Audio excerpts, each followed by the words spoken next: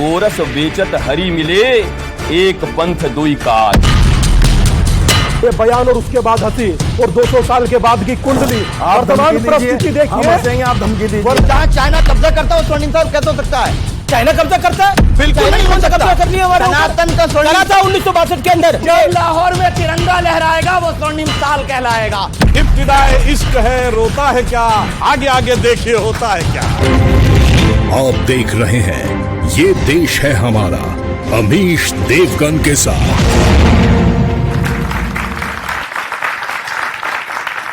नमस्कार व्यूअर्स, मैं हूं अमीश देवगन और आप देख रहे हैं वीकेंड का सबसे भरोसेमंद कार्यक्रम ये देश है हमारा। और इस साल का ये पहला देश है हमारा है, तो आज का मुद्दा बड़ा महत्वपूर्ण है। सनातन में श्रद्धा रखने वाले देश और दुनिया के करोड़ों लोगों के लिए क्या नया साल गोल्डन ईयर यानी स्वर्ण साल साबित होने जा रहा है। ऐसा हम इसलिए कह रहे हैं क्योंकि दशकों से रामलला के जिस भव्य मंदिर का इंतजार था उसका प्रथम तल यानी फर्स्ट फ्लोर अक्टूबर 2023 में बनकर तैयार हो जाएगा। ज्ञानवापी और मथुरा का मुद्दा भी जोर पकड़ रहा है। और तो और सलमान खुर्शीद को राहुल गांधी में अब राम नजर आने लगे हैं। अरविंद केजरीवाल खुद को कृष्ण का अवतार बताने लगे हैं। और यूपी चुनाव के दौरान तो वासुदेव श्री कृष्ण सपने में अखिलेश यादव को दर्शन देने भी आ गए थे। इतना ही नहीं, कांग्रेस के दिग्गज नेता पूर्व केंद्रीय मंत्री AK एंटनी कह रहे हैं कि कांग्रेस को चुनाव जीतना है तो बहुसंख्यकों को साथ लेना पड़ेगा, यानी हिंदुओं को साथ लेना पड़ेगा, वरना नरेंद्र मोदी को हराना अब मुश्किल हो गया है। इसलिए कांग्रेस नेता मंदिर जाने वालों और तिलक लगाने वालों को दरकिनार अब नहीं कर सकते। और मुद्दा सिर्फ सियासत का नहीं है, क्योंकि काशी और केदारनाथ से लेकर महाकाल लोक तक सनातन आस्था के तमाम बड़े केंद्र अब पहले से ज्यादा दिव्य और भव्य दिखने लगे हैं, हो गए हैं। तो सवाल है, क्या यह नया साल 2023 भी सनातन आस्था के नाम पर रहने वाला है? आज इसी पर होगी जनता जनार्दन के बीच सबसे बड़ा संवाद। 2023 सनातन का स्वर्ण साल के पहले ये देश है हमारा में आपका अभिनंदन है व्यूअर्स। सियावर रामचंद्र की, सियावर रामचंद्र की जय जय श्री राम। क्या 2023 सनातन आस्था का स्वर्ण काल साबित होने वाला है? क्योंकि सनातन आस्था से जुड़े मुद्दे गिनते जाइए।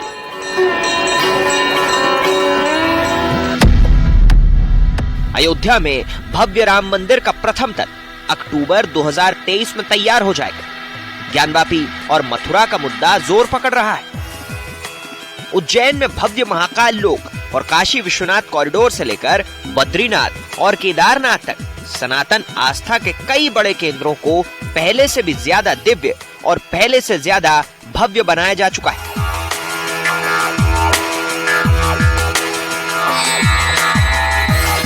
लेकिन मुद्दा सिर्फ इतना ही नहीं। सलमान खुर्शीद को राहुल गांधी में प्रभु श्री राम दिखने लगे।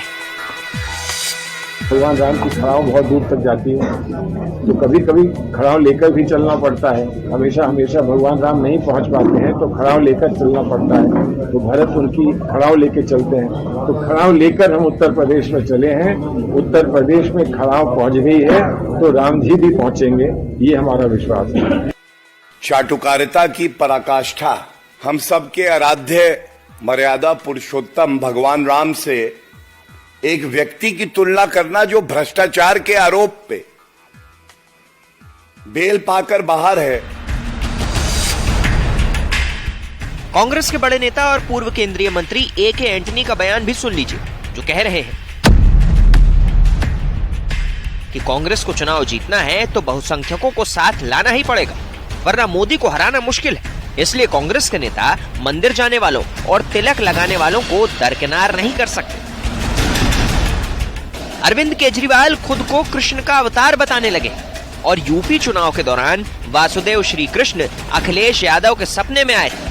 तो सवाल है कि आस्था के केंद्रों से लेकर सियासत तक क्या नया साल सनातन आस्था वालों के लिए एक अहम साल साबित होने वाला है? आज इसी पर जनता के बीच होगा सबसे बड़ा संवाद। 2023 सनातन आस्था का स्वर्ण काल।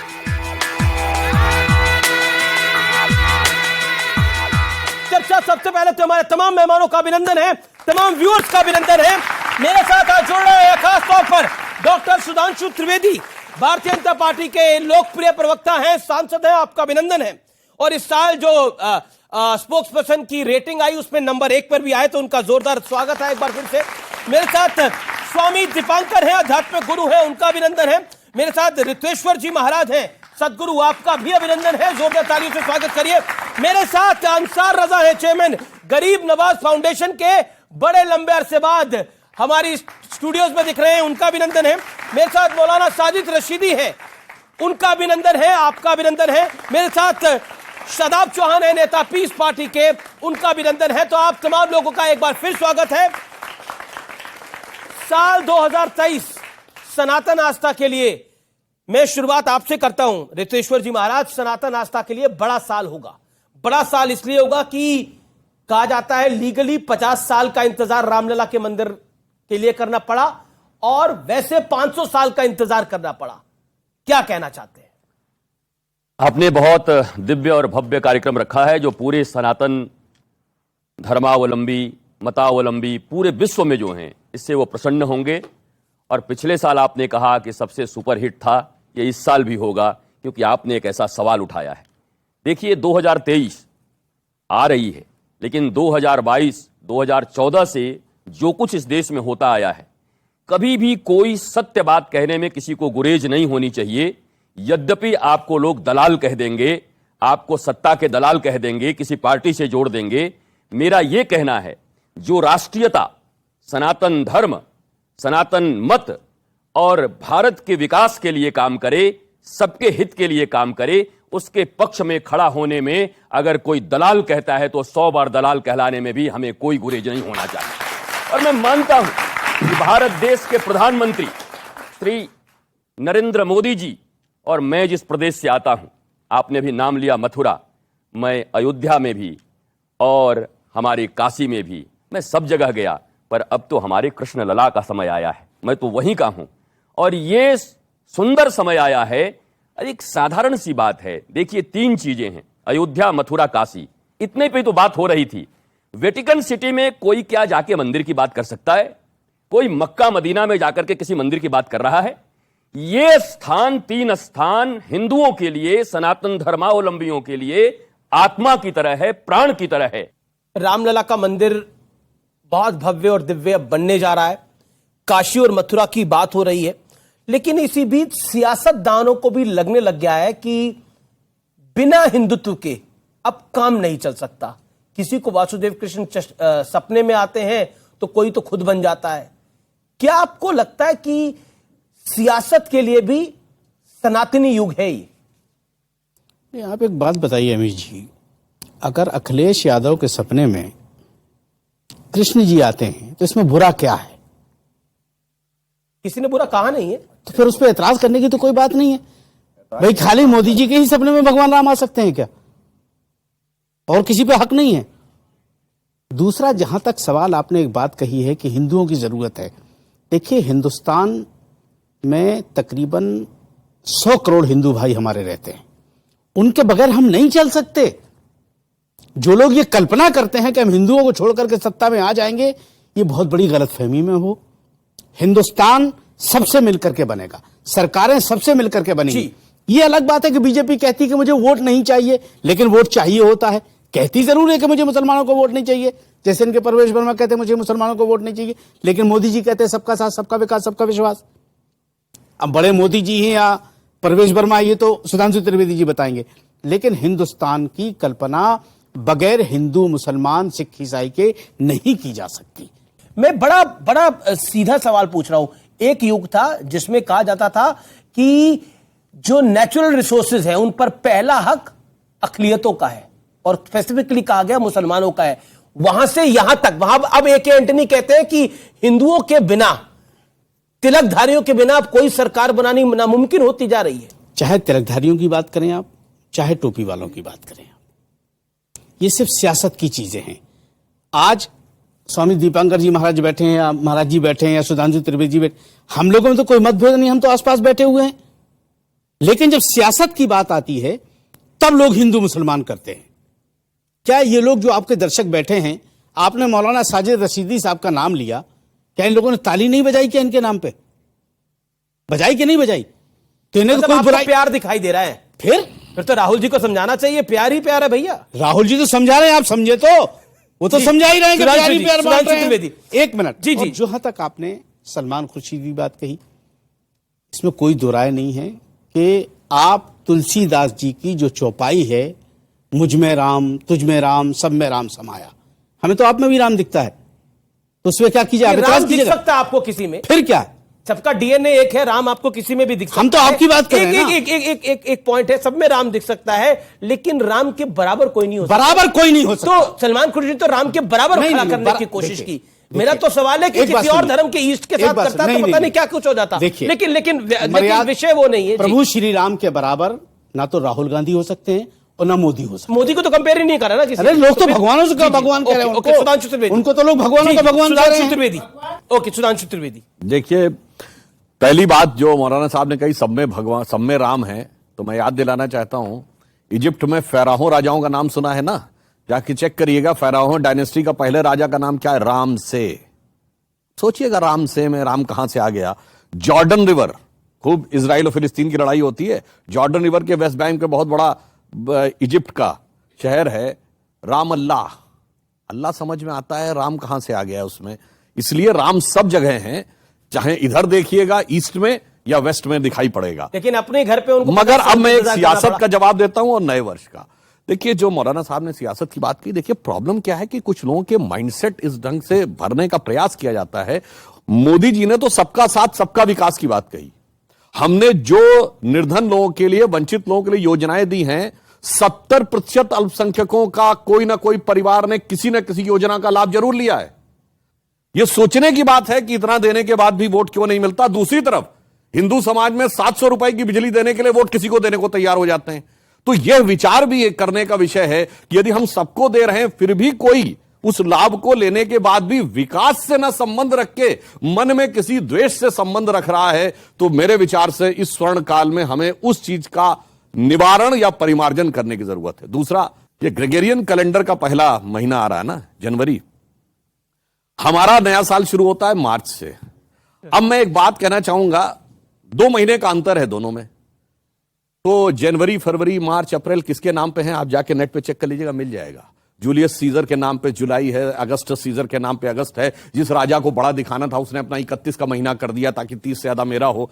मगर 4 महीने ऐसे हैं जिनका उल्लेख ही नहीं मिलता कि कहां से है। सितंबर, अक्टूबर, नवंबर, दिसंबर। सितंबर क्या है? ग्रेगोरियन कैलेंडर का 9वां महीना, हमारे कैलेंडर का 7वां महीना। और अंबर कहते हैं आकाश को संस्कृत में। जब 12 जोडियक में आप डिवाइड करते हैं, जब सूर्य सप्त अंबर में है तो वो सप्तंबर है, अष्ट अंबर में है तो अक्टूबर है, नवम अंबर में है तो नवंबर है, दशम अंबर में है तो दिसंबर। और जिनको मेरी बात के ऊपर कोई यकीन ना हो तो मैं पूछना चाहता हूं, बता दो ओरिजिन ऑफ द वर्ल्ड सितंबर, अक्टूबर, नवंबर, दिसंबर। और फिर यदि ये सब कुछ सच है तो जिन जिन लोगों ने अपने महीने का नाम बड़ा करने के लिए 31 का महीना किया, तो सारे कटने कहां से चाहिए थे? आखिरी महीने से कटने चाहिए थे ना। तो दिसंबर 28 का होना चाहिए था, फरवरी 28 का क्यों है? इसका अर्थ साफ है कि जैसे हमारा जिस समय चैत्र शुक्ल प्रतिपदा आती है मार्च के महीने में, सारी दुनिया में एक जमाने में वही कैलेंडर था। मगर अफसोस कि आज हम उसमें आ गए हैं। धीरे धीरे कुहासा छट रहा है। शोक की पिछली रजनी बीच विलसता सुख का नवल प्रभात, एक पर्दा व झीना नील छुपाए है जिसमें सुख गात। बहुत बड़े महत्वपूर्ण आपने बात करी और बहुत शानदार तरीके से आपने बात करी। मैं रुक करता हूं आपका शदाब चौहान। आज हम जब बात कर रहे हैं सनातन युग की, सनातन साल की, तो कई चीजें दिमाग में आती हैं। पहली चीज यह आती है कि इस देश के अंदर हर पॉलिटिकल पार्टी को रियलाइज होने लगा कि हिंदू भी अब एक बड़ा वोट बैंक है, उसको अवॉइड नहीं किया जा सकता। अमीर जी, हिंदू भी बड़ा वोट बैंक नहीं है, हिंदू ही वोट बैंक है। मुसलमान तो कभी वोट बैंक था ही नहीं ना है। मुसलमान कहीं वोट बैंक नहीं है। और ना कभी, आप देखिए कब मुसलमान प्रधानमंत्री कब बना, हमेशा हिंदू या सिख ही बने हैं जनरली। तो दूसरी चीज जो अभी सुधांशु भाई ने कही कि 700 के लिए दे देते हैं, वो वोट नहीं, जो नहीं दिया, मुसलमान वोट नहीं दिए, 70% योजना का लाभ उठाते हैं। भारत का हर नागरिक टैक्स देता है, और नरेंद्र मोदी जी या योगी जी या कोई और अगर जनता की सेवा करता है तो अपनी प्राइवेट प्रॉपर्टी से नहीं करता है। हम सबसे टैक्स लेकर के जनता की सेवा करना ये उसका कर्तव्य है। अगर वो नहीं करता है तो अपने कर्तव्य के खिलाफ जा रहा है। तीसरी चीज, स्वर्णिम साल, जहां बेटियों की इज्जत, रोजाना 10 से ज्यादा बलात्कार की घटनाएं हर 6 घंटे में हो जाती हो, क्या वो स्वर्णिम साल हो सकता है? जहां किसान परेशान हो, जहां युवा रोजगार के लिए परेशान हो, जहां दलितों को आज भी गोली ना चढ़ने दिया जाता हो, जहां मुसलमान अपनी इबादत गाहों के लिए, जान के लिए भीख मांगते हो, बेटियों को कहीं टुकड़े कर दिए जाते हैं, कहीं मार दिया जाता है, वो स्वर्णिम साल कैसा हो सकता है? जहां चाइना कब्जा करता है वो स्वर्णिम साल कैसा हो सकता है? चाइना कब्जा करता है, स्वर्णिम साल बिल्कुल नहीं हो सकता। कर दिया सनातन का स्वर्णिम था 1962 के अंदर। नहीं, सनातन का स्वर्णिम साल वो होगा जब कैलाश पर्वत हमारे अंडर में होगा और पेंगोंग से लेकर सारे इलाके में हमारा सारी उम्मीद आपको मोदी जी से है, इसका मतलब जब नरेंद्र मोदी जी सारी उम्मीद है पेंगोंग भी लेकर आएंगे। जब लाहौर में तिरंगा लहराएगा वो स्वर्णिम साल कहलाएगा। बताओ सुधांशु जी, बताओ लाहौर में तिरंगा कब लहराना है? शादाब चांद तैयार है, मौलाना साहब तैयार है, अब सुधांशु जी कब तैयार है देश पूछता है। ठीक है जी, अब सुधांशु क्योंकि पॉइंट कर लिया, मुझे 30 सेकंड फिर मैं दीपांकर जी और आपके बता रहा हूं। ओके, रशीद जी आपके पास। लाहौर में उस दिन तिरंगा लहरा जाएगा जिस दिन भारत का कोई नेता अपनी कॉन्स्टिट्यूएंसी को दिखा के ये कहना खत्म कर देगा कि देखो ये मिनी पाकिस्तान है।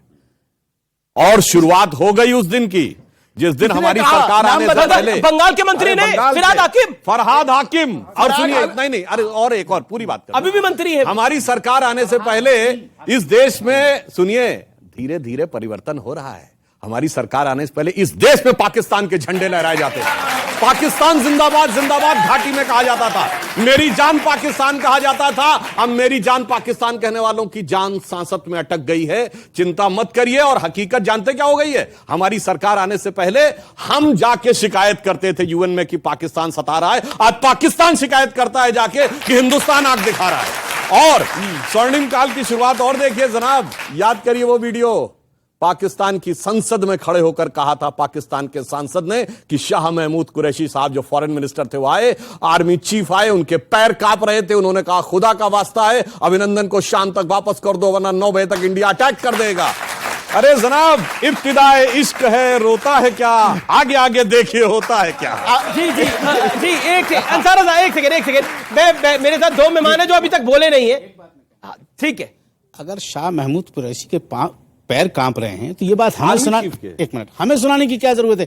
हम तो चाहते हैं कि साला पूरा बदन कांपे उसका, हमें सुनाने का क्या मतलब है यार? ठीक है, नहीं ये तो उन्होंने बताइए, आपको सुना थोड़े रहे हैं, दुनिया को सुना रहे हैं भाई। हमें बताने का क्या मतलब है? देश को जा रही है, हमें बताने का क्या मतलब है? अरे आपको कौन बता रहा है? अभी आपने जो बात कही, खड़े होके कि आप बोल रहे हो कि हम तो चाहते हैं उनका पूरा बदन कांपे। बिल्कुल साहब, तो हम कह रहे हैं ये बहस करने की जरूरत नहीं है। आप हमारे साथ खड़े होके कहिए ना, फिर एक मत हो जाइए। कहां खड़े होना है बताइए? चलिए, एक मत होने की जरूरत है।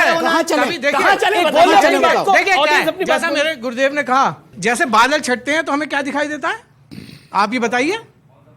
मौसम साफ, सूर्य दिखाई देता है, हिमालय भी दिखाई देता है।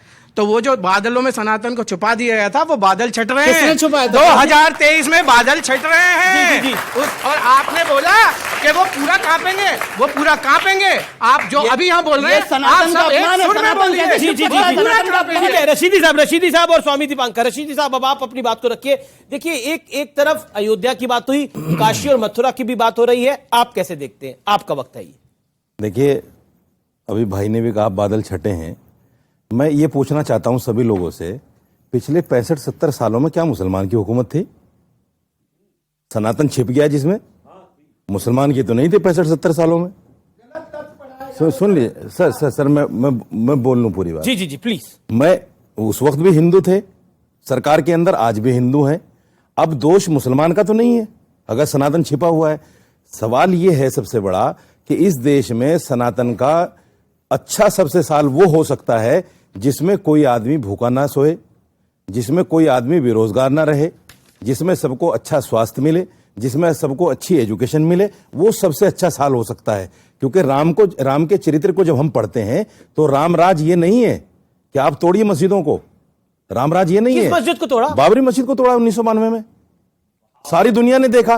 उसको तो कोर्ट ने भी नहीं माना मस्जिद। सर कौन कह रहा है? सुप्रीम कोर्ट विवादित ढांचा माना। अब सुनिए, सुप्रीम कोर्ट ने फैसला देते हुए 4 मुख्य बिंदु पर बात की। उन्होंने कहा कि हमें ऐसा कोई साक्ष्य नहीं मिला जिससे मंदिर सर 30 सेकंड में कर रहा हूं कि जिससे यह साबित हो जाए मंदिर तोड़कर मस्जिद बनी। उन्होंने कहा कि 1949 में मूर्ति जो रखी गई वो चोरी से रखी गई। उन्होंने कहा 92 में जो बाबरी मस्जिद तोड़ी गई इनलीगल तोड़ी गई। उन्होंने कहा जो लोग इस कॉन्स्पिरेसी में शामिल थे उन पर सजा होनी चाहिए। तो ये सारी चीजें जब कोर्ट कह रहा है तो आप कैसे कह सकते हैं बाबरी मस्जिद नहीं टूटी? सारी दुनिया ने देखा है, उसका तो साक्ष्य मौजूद है कि राम सेवक के नाम पे, राम के नाम पे जिस तरह से चढ़ाई की गई, राम तो ये नहीं चाहते। राम का चरित्र तो ये नहीं है कि आप मस्जिद जाके अयोध्या में रामलला का मंदिर नहीं राम का चरित्र नहीं, राम का चरित्र ये नहीं है। जो लोग ये कहते हैं कि राम का चरित्र ये भी नहीं है कि वो राम के नहीं हो सकते तो उसको छुड़वाया ना जा सके। भाई साहब ये राम का चरित्र भी नहीं है। कोर्ट से पूरी मर्यादा के साथ अगर कुछ आप कोर्ट को नहीं मानते क्या? क्यों कोर्ट को ही तो माना। कोर्ट ने कहा, सुप्रीम कोर्ट ने कभी मस्जिद नहीं कहा, विवादित ढांचा का डिस्प्यूटेड स्ट्रक्चर ने कहा कि कोर्ट ने सदैव डिस्प्यूटेड स्ट्रक्चर वर्ड यूज किया है, बाबरी मस्जिद पर नहीं है। सही बात बोल रहा हूं मैं, और भी बातें दिखाऊंगा। स्वामी दीपांकर आप बोलिए अपनी बात को। मैं एक बात कहना चाहता हूं, 2022 जा रहा है, 23 आ रहा है, हालांकि हमारा साल नहीं है। सुधांशु भाई ने ठीक कहा, मगर दुनिया बनाती है, बहुत शुभ हो आप सबको। मगर 2022 में कहीं कुछ मिस्टेक रही है तो इसकी कतई अपनी आदत डाल लो, हम 23 में भी ऐसे ही रहेंगे। अब मैं अपनी बात कहता हूं कि जिस तरह की परिस्थिति वर्तमान हुई, पर सियासत का चरित्र अब बदल रहा है। इसलिए बदल रहा है, अब सियासत की कोई भी अभद्र टिप्पणी अध्यात्म पर, अध्यात्म और अध्यात्म से जुड़ा भारत बर्दाश्त नहीं करता। अब वो जवाब देता है, अब तो बेशरम रंग भी बर्दाश्त नहीं करता भैया। हाँ, अब नर और नारायण की तुलना बर्दाश्त नहीं होती। अब कोई पूछे कि दशरथ के 10,000 कमरे थे, वो बर्दाश्त नहीं होगा। अब बर्दाश्त यह भी नहीं होगा कि कोई कहेगा कि दूर दराज किसी आदिवासी इलाके से हिंदू शब्द गंदा है, बिल्कुल बर्दाश्त नहीं होता।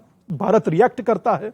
मगर मेरी एक सभी लोगों से प्रार्थना है जो वर्तमान पहले दिन में इसको देख रहे हैं कि अखंड भारत चाहने वाले लोग जातियों में खंडित ना रहें। पहले हिंदू बने, सनातनी बने, उसके बाद भारत को बढ़ता हुआ देखें। और निसंदेह एक बात हमेशा याद रखिएगा, बढ़ते चले थे जब हम यारो आगे, तब कोई भी हमको डरा ना सकेगा। सूर्य की भांति जब चमकेंगे हम सब, अंधेरा तब हमको डरा ना सकेगा। धर्म और आस्था जो लुप्त हुई है, कोई ना कोई इसको जगा कर चलेगा। और जीना मरना देश धर्म की खातिर, धर्म ही हमको यारो बचा कर चलेगा। जी वक्त हो गया एक ब्रेक का, लेकिन इस बड़े कार्यक्रम में एक छोटा सा ब्रेक ले रहे हैं, अंतराल ले रहे हैं। लेकिन अंतराल के बाद भी यह बड़ी चर्चा जनता जनार्दन के सवालों के साथ जारी रहेगी। मेरा भोला है भंडारी, करे नंदी की सवारी, शंभुनाथ रे ओ शंकर नाथ रे, ओ गोरा भांग रगड़ के बोली, तेरे साथ है भूतों की टोली, मेरे नाथ रे ओ शंकर नाथ रे।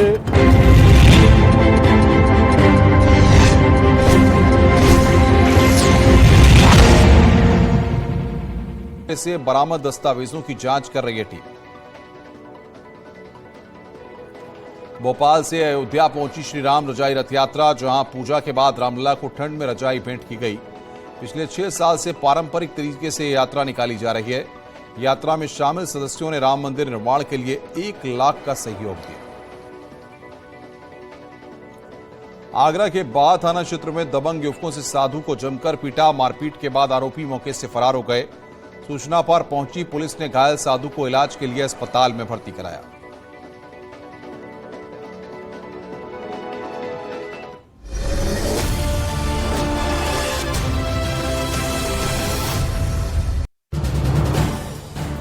आप देख रहे हैं न्यूज़ 18 उत्तर प्रदेश उत्तराखंड।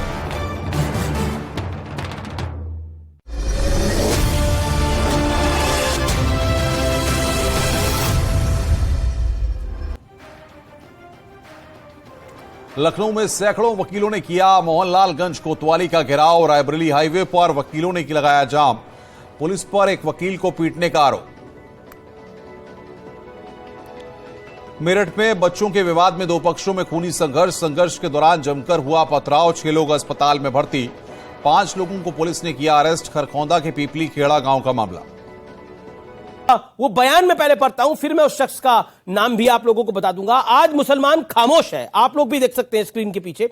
आज मुसलमान खामोश है। मेरी आने वाली नस्ल 50 साल के बाद, 100 साल के बाद एक इतिहास जब उनके सामने आएगा कि हमारी मस्जिद को तोड़कर मंदिर बना दिया गया या मुस्लिम शासन आ जाए, क्या इस बुनियाद पर मंदिर तोड़कर मस्जिद नहीं बनाई जाएगी? ये बयान आपको लगता है सही है? पहले आप अपनी राय दीजिए, फिर मैं। बिल्कुल गलत है जी। पहले भी मंदिर तोड़ के मस्जिद बनाया गया था। जी। और फिर आप उसकी कल्पना कर रहे हैं। सर, मैं अयोध्या वासी हूँ। जी, खड़े होके बोलिए। और सारजू से लेके हनुमानगढ़ी तक कोई भी मंदिर मस्जिद नहीं है और ना थी कभी। आज कैसे कहा जा रहा है कि मस्जिद छोड़ी गई? जी, अब मैं इसके ऊपर स्वामी दीपांकर और सुधांशु जी आपका रिएक्शन देता हूं। सुधांशु जी अब आप रिएक्ट करिए, फिर मैं शख्स का नाम बताऊंगा। वो शख्स हमारे बीच में ही है जिन्होंने बयान दिया। बयान ठीक दिया गया है। ये तो हकीकत रही है कि जब जब शासन आया है मंदिर तोड़े गए, थोड़ा और ऐड कर देना चाहिए और उसके बाद ये भी कह देना चाहिए कि मंदिर भी तब तोड़ेंगे जब समय आएगा और एक दूसरे की मस्जिद में धमाके भी करेंगे, क्योंकि वो भी करते हुए खूब दिखाया गया है। ये बयान जो दिया है वो साजिद रशीदी ने दिया है। साजिद रशीदी, ये बयान आपने क्यों दिया? क्या जरूरत थी? गलत बात है। वो स्वामी दीपांकर कह रहे हैं शेमफुल है ये स्टेटमेंट। हाँ बिल्कुल, देखो शर्म आ रही है आपको? हर आदमी को अपनी राय रखने का अधिकार है, स्वामी जी को भी अधिकार है। वो शेम कहें, शेमफुल कहें, मुझे कोई एतराज नहीं। मैं सिर्फ ये कहना, सुधांशु भाई ने बहुत इसका मतलब क्या है कि आज मुसलमान खामोश है? अरे बोलने तो दो। आप तो बोल रहे हैं, मैं बोल आप खुद ही बोल रहे हैं, आप खामोश कहां हैं? मैं बोल रहा हूं, सुनिए। जिस वक्त बाबरी मस्जिद बनी, शासन किसका था? मुसलमानों का था। जब बाबरी मस्जिद तोड़ी गई, शासन किसका था? हिंदुओं का था। मैंने ये कहा कि अगर 100 साल के बाद, 200 साल के बाद परिवर्तन आया तो ये तारीख तो पढ़ेंगे ना लोग, ये मस्जिद तोड़कर मंदिर बनाई गई। जी। स्वामी दीपांकर का पहला रिएक्शन, फिर इन्होंने मान लिया कि मुसलमान होने के कारण वो तोड़ा गया था। इन्होंने मान लिया कि मुस्लिम होने के कारण मंदिर तोड़ा गया था। आपने खुद कहा कि मुस्लिम मेजॉरिटी था, मंदिर तो टूटा ही नहीं उस वक्त। इसके कड़े शब्दों में निंदा विंदा जैसी अजीब चीज नहीं। मुझे आज दुख हो रहा है रशीदी जी, आपने ये बयान दिया और मैं आपके साथ बैठा हूं। आप जैसा व्यक्ति बयान दे और समूचे मुसलमान अपना सर झुकाए, आप ऐसा बयान देते हैं। रोचक क्या है जानते हैं? पहला ऐसा व्यक्ति देखा, कोई आवश्यकता नहीं है इनकी बात पर हंस रहा हूं। आप ये देखिए कि ये बयान और उसके बाद हंसी और 200 साल के बाद की कुंडली, वर्तमान परिस्थिति देखिए। हम हंसेंगे, आप धमकी दीजिए। वर्तमान की ये धमकी है, आप धमकी दीजिए ना। ये इनके लिए तनाव है। और सुनिए सर, क्या आप हंस रहे हैं? और सुनिए सर, अभी तो शुरुआत है सर। मुसलमान को हंसते हुए देखना नहीं चाहते? नहीं, मुसलमान देखना ही नहीं चाहते। मुसलमान से दिक्कत नहीं है, वो दिक्कत इस सोच से है रशीदी भाई, कि मुसलमान हंसे, इस सोच से है। समझ रहे हैं? एक लाइन कहना चाहूंगा कि नाकाम हसरतों का जनाजा लिए नफरत के ख्याली पुलाव पकाने वालों से मैं कहना चाहता हूं, गुजरा हुआ जमाना आता नहीं दोबारा। हाफिज सईद तुम्हारा 100 साल के बाद भी वही। जी। साल के बाद भी यही शेर पढ़ा जाएगा। आपका रिएक्शन इसके ऊपर सुनिए, क्या कह रहे हैं? ये सुनिए क्या कह रहे हैं? जमाना आता नहीं दोबारा। 100 साल बाद ये फिर शेर पढ़ा जाएगा और आगे बढ़ जाएंगे, फिर पढ़ा जाएगा। आप कह रहे हैं 100 साल बाद ये फिर शेर पढ़ा जाएगा। ये इंटेंशन है आपकी, ये बड़ी गलत बात। ओके अंसार साहब, आपका रिएक्शन। मैं जो आदमी, जिस शख्स ने, वो एक जिम्मेदार आदमी है, उन्होंने बयान दिया है, तो मुझे लग रहा है कि मेरी जबान से ज्यादा उनकी जबान से अच्छा लगेगा। अब बात को समझो। आप रशीदी साहब ने बयान दिया, वो यहाँ मौजूद है, उन्होंने अपनी जिम्मेदारी, आपने बोला वो जिम्मेदार आदमी है, तो जिम्मेदारी वाला बयान है। जिम्मेदारी वाली बात उन्होंने कही है, तो आप उनसे जवाब लेना चाहिए। आप इस पर नहीं कुछ नहीं, इसमें आप शादाब चौहान से पूछना चाहें, सुधांशु त्रिवेदी से, भाई ये तो ठीक है, इनके तो फायदे की चीज है, तो ये तो जवाब देंगे। नहीं, फायदा नुकसान नहीं है। हम समझते हैं ना सर, हम समझते हैं सर उसको, हम समझते हैं उसको कि किससे किसको फायदा। बयान उन्होंने दिया, फायदा इनका हो रहा है, जाहिर है। इसीलिए कह रहा हूं कि वो जिम्मेदार आदमी है, वो खुद जवाब देंगे। वो जिम्मेदार आदमी है। जिस लफ्जों में इन्होंने कहा है, ये कोई नई बात नहीं है। यही बात हैदराबाद में बैठ के वो वैसी बोल रहे हैं, यही बात ये बोल रहे हैं कि 100 साल बाद आने दो, 100 साल के बाद आने दो, 100 साल के बाद आने दो। इनको ये पता नहीं है कि शायद इसी साल अब ये जनसंख्या नियंत्रण कानून आ जाएगा। अब कोई साल आने वाला नहीं है ऐसा, अब साल सनातन का आएगा। अच्छा, मुसलमान नहीं बचेगा, अब साल भारत का आएगा, साल भारत का होगा, सनातन का होगा। नहीं, अगर आनंद का होगा, प्रेम का होगा, अगर कुटुंबकम का होगा, आ जाएगा तो नफरत का नहीं होगा। किसी ने ये नहीं बोला, इसका मतलब यही हुआ। नहीं, नफरत का नहीं होगा, प्रेम का।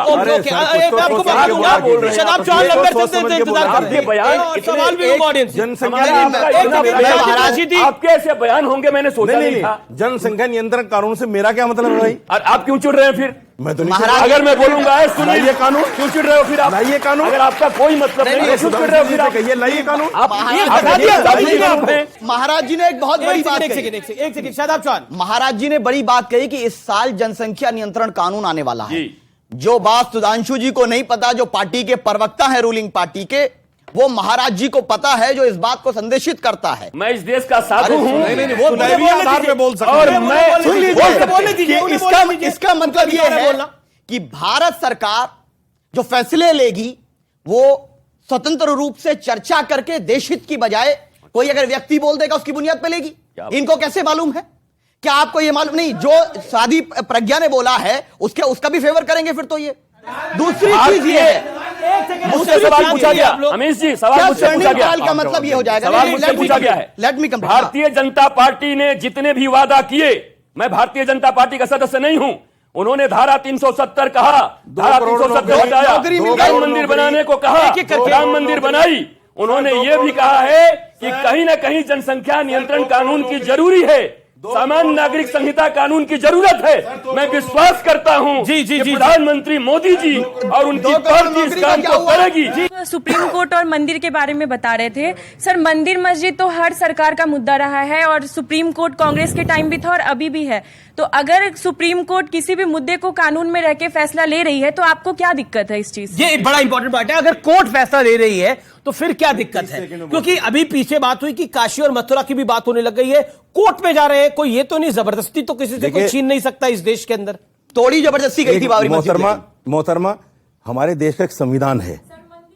मैडम जवाब सुनिए। एविडेंस नहीं है मैडम, एविडेंस नहीं है मैडम, एविडेंस नहीं है। आर्कियोलॉजिकल सर्वे ऑफ इंडिया के पास अरे जवाब तो सुनिए। आर्कियोलॉजिकल सर्वे ऑफ इंडिया के पास एविडेंस सच है। इन्होंने जो बोला कि कोर्ट ने कहा कि 500 साल पहले वहां पर कोई तोड़ा गया था, इसका आर्कियोलॉजिकल एविडेंस नहीं, क्योंकि सच है 1992 में वहां पे कोई ढांचा था, इसका कोई आर्कियोलॉजिकल एविडेंस नहीं। डॉक्यूमेंट्री एविडेंस है, डॉक्यूमेंट्री एविडेंस है, कोई आर्कियोलॉजिकल एविडेंस नहीं है। इसलिए मैं कहना चाहता हूं आपसे ये उम्मीद नहीं। ये तो बहुत बड़ा बयान दे दिया आपने। गैर जिम्मेदार ये तो बहुत बड़ा बयान दे दिया आपने। मस्जिद का अगर डॉक्यूमेंट्री एविडेंस को आप डिनाई कर दें, कुछ भी नहीं। एक साइड से बोले ना, शदाब बोल रहे हैं। अरे भाई मेरी बात तो सुनिए। मैं वही कह रहा हूं, डॉक्यूमेंट्री एविडेंस है, आर्कियोलॉजिकल एविडेंस नहीं है। अगर 100-200 साल बाद ये डॉक्यूमेंट्री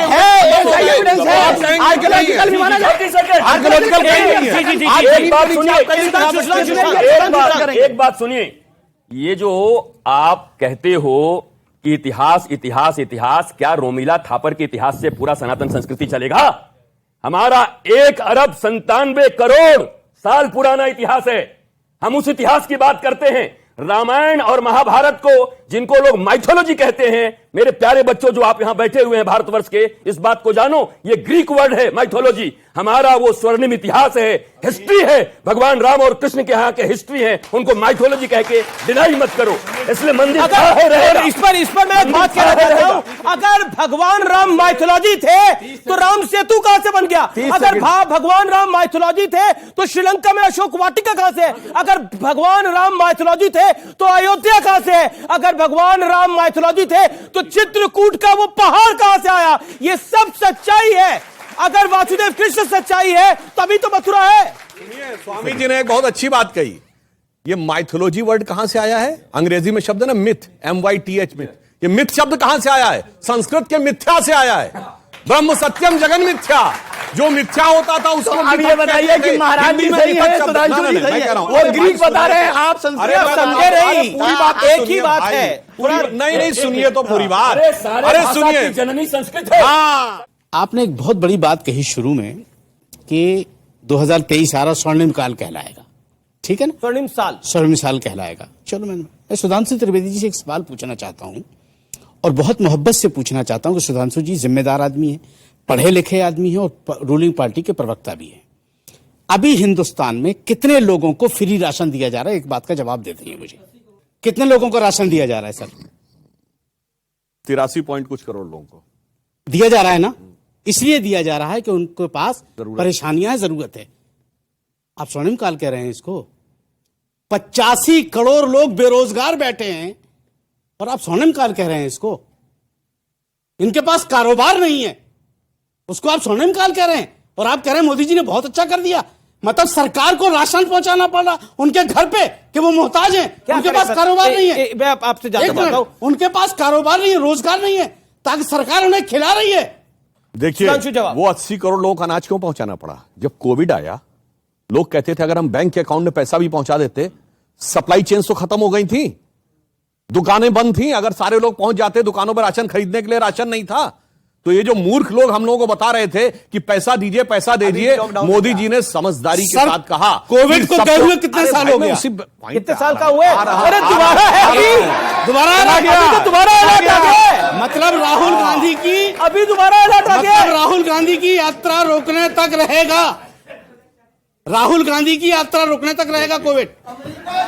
एक मिनट, राहुल गांधी की यात्रा रोकने तक रहेगा कोविड। राहुल गांधी की यात्रा रोकने तक रहेगा। चाइना में भी राहुल गांधी की यात्रा निकल रही है क्या? जो वहां पर आया हुआ है ना, यहाँ की बात करो ना। वही है ना, वही से चाइना की बात क्यों कर रहे हो भाई? इंडिया की बात करो। बात स्वर्णिम काल की हमारे इतने अच्छे सवाल को आपने कितनी खूबसूरती टलवा दिया कि 80 करोड़ लोग बेरोजगार बैठे और आपने हंसी में उड़ा दिया सवाल को। क्योंकि बीजेपी फंस रही है उसमें, भाजपा फंस रही है उसमें, मोदी जी फंस रहा है उसमें, तो आपने खूबसूरती से टाल दिया उसको। अरे मोदी जी को तो आप कब से फंसाने की कोशिश कर रहे हैं 2002 से। हम क्यों फंसाएंगे? फंस ही नहीं पा रहे आपके कांटे में। हम खुद फंसेंगे यार, हमको बताएंगे। क्योंकि बार बार कहा जा रहा है कि सनातन का स्वर्ण साल इसको क्यों कहा जा रहा है, देश का स्वर्ण साल इसको क्यों कहा जा रहा है। भारत G20 की अध्यक्षता कर रहा है, यह हर देश प्रेमी के लिए, भारत के लिए स्वर्ण साल है। भारत ने अपने लगभग 100 करोड़ लोगों को वैक्सीन लगवा दी है, यह भारत के लिए स्वर्ण साल है। भारत इस युग में खास तौर पर इकोनॉमी के लिहाज से, जो जनाब ने भी बात करी, इकोनॉमी के लिहाज से हम 5वीं बड़ी अर्थव्यवस्था बन रहे हैं और हम 5वीं ग्रोइंग इकोनॉमी बन रहे हैं। यह भारत के लिए स्वर्ण साल है। और सबसे बड़ी बात, आज विश्व में 2 देश लड़ाई लड़ रहे हैं, रशिया और यूक्रेन। और बाहर के देश क्या कहते हैं कि अगर इस लड़ाई को कोई रुकवा सकता है तो वह भारत रुकवा सकता है। यह भारत के लिए इसलिए स्वर्ण साल है। और अर्थमेटिक के हिसाब से, क्योंकि सुधांशु त्रिवेदी केमिकल इंजीनियर भी है और ज्योतिष भी जानते हैं, अर्थमेटिक के हिसाब से मैं ये फैक्ट है व्यूअर्स आप सबके लिए। और इसमें और देखिए, अगर जैसे हम डॉक्टर सुधांशु त्रिवेदी को मैं कई सालों से जानता हूं, बड़े पढ़े लिखे व्यक्ति हैं। एक सवाल जो कि कई बार इनसे मेरा पूछने का मन होता है, लेकिन आज मैं पूछ ही लेता हूं। सुधांशु जी एक बात बताइए, अगर अर्थमेटिक के हिसाब से अगर हम समझे और एस्ट्रोलॉजी के हिसाब से भी अगर हम समझे, और साथ ही साथ मैं एक और चीज ऐड कर रहा हूं, हिंदू संस्कृति के उत्थान और पतन के हिसाब से भी हम समझे, तो भारत के लिए यह कैसा युग है। मैं काल की बात नहीं करता, साल की बात नहीं करता, युग की बात करता हूं। एक सेकेंड क्या इस साल चाइना और पाकिस्तान से हम कब्जा मुक्त हो जाएंगे? क्या पीओके वापस ले लेंगे हम? ये और बता दीजिए एस्ट्रोलॉजी के हिसाब से। सारी आपकी सारी दुविधा को भी हल करा जाएगा। देखिए, पहले तो मैं कहना चाहूंगा, एस्ट्रोलॉजी की बात तो कोई जो एक्सपर्ट एस्ट्रोलॉजर हो कह सकता है, मगर जो लोग इसका मजाक उड़ाते हैं, मैं सिर्फ एक बात कहना चाहता हूं। यह बताइए, इस धरती पे कितने % पानी है? 70% पानी है ना? हमारे शरीर में कितना % पानी है? 70% पानी है ना? तो चंद्रमा के मूवमेंट से धरती के पानी पर असर पड़ता है और हमारे शरीर के पानी पर असर नहीं पड़ता है। क्या यह बात वैज्ञानिक लॉजिकल है? इसका अर्थ हुआ कि हर मूवमेंट के साथ असर पड़ता है। अब यह है कि अभी साइंस को उस मूवमेंट का असर नापना नहीं आया है, इसलिए वो इस ढंग का मजाक उड़ाते हैं। पर जहां तक आपने काल की बात कही, तो मैं ये कहूं कि जब भगवान राम का भव्य मंदिर आगे बढ़ रहा है, और ये कोई लोग कहते थे ना, रामलला हम आएंगे, मंदिर वहीं बनाएंगे, तारीख क्या नहीं आप कहते थे बताएंगे भैया? नहीं, तारीख नहीं बताएंगे। जी। वो तारीख नहीं थी, वो काल चक्र की गति थी। क्योंकि भगवान राम का मंदिर काल चक्र की एक बड़ी गति का प्रतीक था। और इसीलिए आप देखिए, ज्यों-ज्यों भारत आगे बढ़ा, त्यों-त्यों राम मंदिर का मामला आगे बढ़ा। हम 47 में आजाद हुए, कॉन्स्टिट्यूशन लिख के किस दिन तैयार हुआ? 26 नवंबर 1949, और रामलला प्रकट हुए 22-23 दिसंबर 1949। अब आप आइए, उसके बाद भारत के अंदर सबसे बड़ा परिवर्तन आया, अर्थव्यवस्था का परिवर्तन आया। 90 से 91 के बीच में अर्थव्यवस्था का ढांचा भी टूटा और विवादित ढांचा भी टूटा। भारत के अंदर भी बड़ा परिवर्तन आया, और इसके बाद सबसे बड़ा चेंज आया राम मंदिर के समय में। मैं बताना चाहता हूं, जब 2002 में एक बार शिला पूजन हुआ, 2002 और 3 जाके चेक कर लीजिएगा, 2002-3 पहली बार ऐसा था जब हम एक क्वार्टर के लिए चाइना को आगे आगे निकले थे 10.5% के साथ। फिर आया 2010 जब इलाहाबाद हाईकोर्ट की लखनऊ बेंच ने जजमेंट दिया 30 सितंबर 2010। अक्टूबर 2010 में भारत की संसद में आके बराक ओबामा ने कहा India is not emerging, India has emerge. और जब जजमेंट आया तो केंद्र में मोदी जी की सरकार और यूपी में योगी जी की सरकार जानते क्यों थी? जब प्रतीकात्मक कार सेवा हुई थी, हमने की थी 9 नवंबर 1989, जाके चेक कर लीजिएगा, देवोत्थानी एकादशी थी। 30 अक्टूबर 1990 देवोत्थानी एकादशी थी। देवता जागृत हुए थे, वह कार्य सफल हुआ क्योंकि भगवान राम जानते क्या है? तात ना राम नहीं नर भूपाला। ये कोई मनुष्य नहीं थे इनका आप जन्म मांग रहे थे। तात राम नहीं नर भूपाला, भुवनेश्वर कालहु कर काला। मैं तो अब ये मांग करूंगा, सुधांशु जी भी आज यहां बैठे हुए हम सभी लोग हैं, हमारी शिक्षा नीति हमारे देश के पुरातन सनातन नीति के अनुसार होनी चाहिए, ताकि आने वाली 3 पीढ़ियों के बाद हर बच्चा गर्व से कह सके मैं सनातनी और मैं भारतीय हिंदू हूं, ये कह सके। बड़ी मैं एक बात, क्योंकि सनातन पे गर्व की बात हुई, सनातन के स्वर्ण साल की बात हुई, एक चीज बीते 3 सालों के अंदर खासतौर पर पोस्ट 2018 हमने देखी है, इसमें सरकारों का अपना काम होगा लेकिन समाज का भी अपना काम होता है, और पीछे बीते 1 साल में हमने इसको ज्यादा देखा है। और इंटरेस्टिंग फैक्ट यह है कि इस बार काशी विश्वनाथ यानी बनारस ज्यादा लोग गए हैं, जितने लोग गोवा जाते हैं उससे ज्यादा लोग काशी विश्वनाथ गए हैं, यानी बनारस गए हैं। तो ये अपने आप में दिखाता है कि ये जो उत्थान है, ये जो संस्कार है, ये अब दिखाई देने लगे हैं। और साथ ही साथ हमें अपनी संस्कृति पे गर्व होना चाहिए। लेकिन एक दौर ऐसा था कि हम अपनी संस्कृति पर सवाल खड़ा करते थे, तो जो हमारी संस्कृति है वो बदल नहीं सकती, चाहे 100 साल हो जाए, रशीदी जी आपके लिए मुखातिब है, चाहे 200 साल हो जाए, चाहे 500 साल हो जाए, हमारी संस्कृति जो थी, जो है, वही रहेगी, वो बदल नहीं सकती। क्या चक्कर आएगा? अभी सुधांशु जी ने कहा, अभी बाबर कई आए चले गए। सुधांशु जी ने कहा है, अरे भाई हम जब मानते हैं चक्र मानते हैं, आप तो मानते ही नहीं भाई। सुधांशु जी ने कहा है कि चक्र आएगा, आए चले गए, औरंगजेब आया चला गया, औरंगजेब आया चला गया। आज भी आप अपने घर में चाहेंगे कि मेरा बेटा राम और भरत जैसा हो, औरंगजेब जैसा ना हो, जो अपने बाप को अपने भाई का कटा हुआ सिर देता है। मैंने बोला कि जिस वक्त बाबरी मस्जिद बनी मुसलमान, ओके, ये सच्चाई है। आज जब बाबरी मस्जिद टूटी तो हिंदू शासक आज मैं आपकी बात से खुश हूं। बताइए आपने कहा, यकीन मानिए मैं जीवन में पहली बार यह शब्द बोल रहा हूं, आज सच में अमीश भाई को सुनकर मुझे लगा हम लोगों को प्राउड होना चाहिए, हम हिंदू हैं, सनातनी हैं। एक पंक्ति कह प्राउड होना चाहिए। समझे ना? आज यहां महाराज जी हैं, सुधांशु जी हैं, वो स्पष्टता के साथ बताएं कि क्या भारत के अंदर क्या वेस्टर्न कल्चर सनातन संस्कृति पे हावी नहीं हो गया? क्या ये live in relationship, love affair और इस तरह की फिल्म बनना, क्या ये सनातन संस्कृति का हिस्सा है? उस पर आपका क्या स्टैंड है? सुनिए, एजुकेशन पॉलिसी, संस्कृत को ऑफिशियल लैंग्वेज, सुनिए, संस्कृत को ऑफिशियल लैंग्वेज अगर बनाया जाएगा, हमारे बच्चे जो सनातन धर्म का भी पालन करते हैं, अगर वो संस्कृत में वेदों का अध्ययन करेंगे तो मैं समझता हूं कि नफरत आधी रह जाएगी। करिए, संस्कृत को ऑफिशियल लैंग्वेज करिए और सनातन संस्कृति जो है, सीता रूपी महिलाओं को आगे बढ़ावा दीजिए। जो सीता रूपी महिला है, राक्षस रूपी, ताड़का रूपी महिलाओं का ताली बजा देता हूं। मैं एक बात इनके लिए ताली बजा। सुनिए, बहुत अच्छा बोला। सादाब के अंदर का चौहान आज देखिए, चौहान चल गए, सादाब के अंदर का चौहान। आखिरी शादाब भाई, मैं आपकी बात का स्वागत करता हूं इस उम्मीद के साथ कि भविष्य में सनातन संस्कृति को जोड़ने वाली, जातियों में बटे हिंदुओं को एक करने वाली भिक्षा यात्रा में आप मेरे साथ चलें। और अगर मेरा तो पॉइंट ये है कि भारत की संस्कृति में दारा शिको भी है, भारत की संस्कृति में दारा शिको भी है, तो दारा शिको जैसा भाई बनिए, औरंगजेब जैसा क्यों बनना है?